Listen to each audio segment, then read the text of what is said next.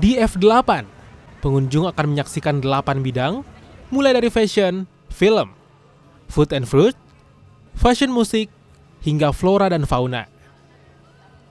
Sejak dibuka, pagelaran F8 disambut antusias masyarakat. Ajang ini juga dimanfaatkan pelaku UMKM untuk memasarkan produk makanan dan juga minuman mereka.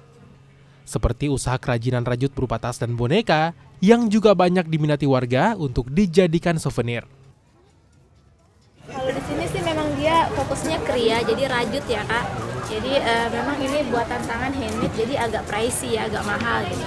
Tapi kalau misalnya rajut itu memang segmentasinya beda gitu, pasarnya juga beda. Jadi memang dia khusus.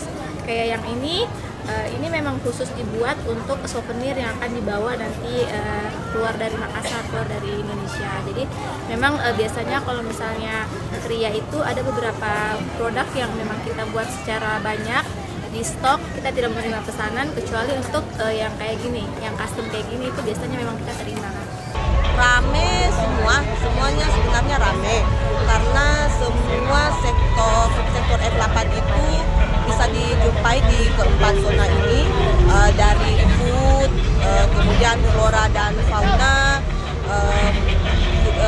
folk, fiction writer, film, fiction music, semuanya ada di 4 zona ini. Dan sepertinya kalau kita melihat dari zona 1 sampai zona 4, jumlah pengunjungnya itu merata.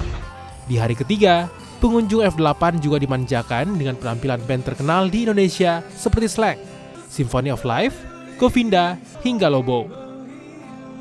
Pagelaran F8 terdiri dari beberapa festival mulai dari fashion, film, folk, food and fruit, fashion music, fine art, fiction writers, serta flora dan fauna. Arif Tirtana, Kompas TV, Makassar, Sulawesi Selatan.